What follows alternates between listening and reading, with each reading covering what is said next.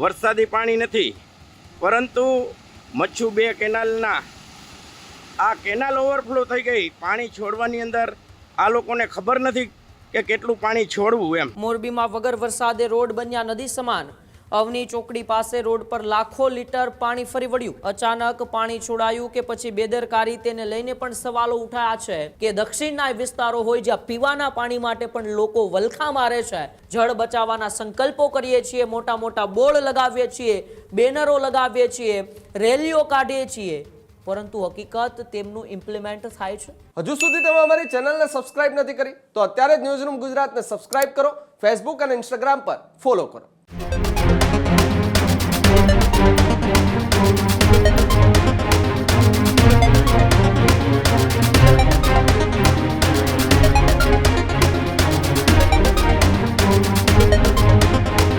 સમાચારમાં આગળ વાત કરીએ તો સમાચાર મોરબીથી સામે આવી રહ્યા છે, જ્યાં મોરબીમાં વગર વરસાદે રોડ પર પાણી ફરી વળ્યા. મોરબીમાં વગર વરસાદે રોડ બન્યા નદી સમાન.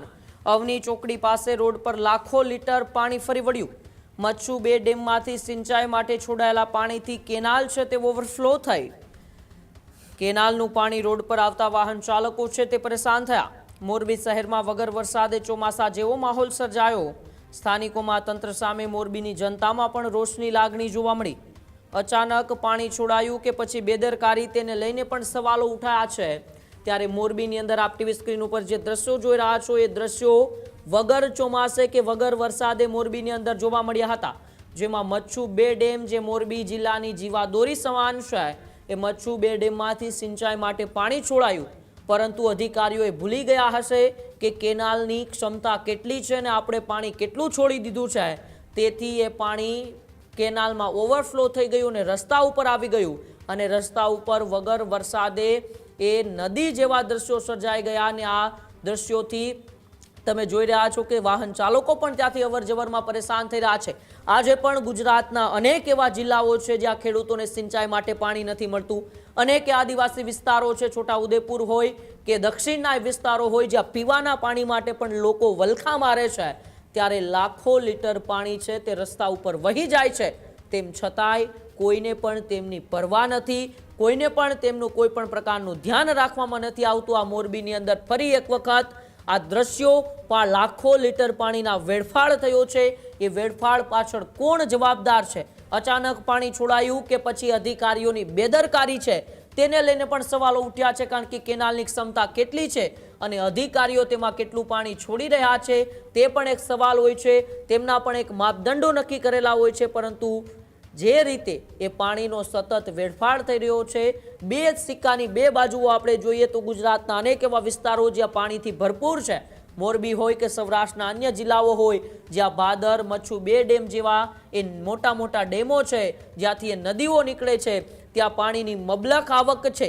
ત્યાં લોકોને પાણી પૂરતું મળે છે, લોકો પાણીનો વેડફાળ કરે છે, નથી અધિકારીઓ ધ્યાન રાખતા, નથી ત્યાંના સ્થાનિક લોકો પાણી વાપરવામાં ધ્યાન રાખતા. પરંતુ બીજી બાજુ આપણે સિક્કાની જોઈએ તો ગુજરાતની અંદર અનેક એવા વિસ્તારો છે જ્યાં ખેડૂતોને સિંચાઈનું પાણી ન મળતા ખેડૂતોના ઊભા પાકો સુકાઈ જાય છે. ભાઈ, ઘણા એવા વિસ્તારો છે જ્યાં લોકોને પીવાનું પાણી લેવા માટે 2-2 કિલોમીટર ચાલીને જવું પડે છે.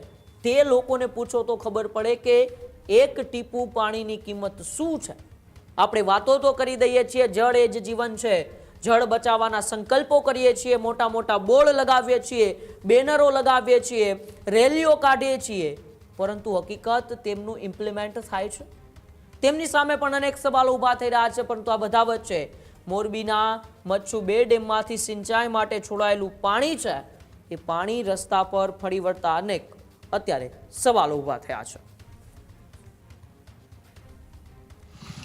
આપ આ જોઈ રહ્યા છો એ કોઈ વરસાદી પાણી નથી, પરંતુ મચ્છુ 2 કેનાલની અંદર જે તંત્રની લાપરવાહીને કારણે મહામૂલ્યું પાણી ઓવરફ્લો થાય છે, તેમના આ દ્રશ્ય છે.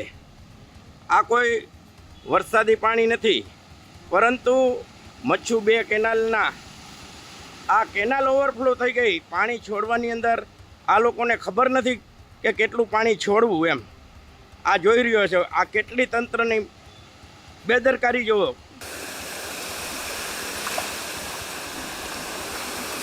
રવાપર સ્વાગત ચોકડી પાસે આ દ્રશ્ય આપ જોઈ રહ્યા છો.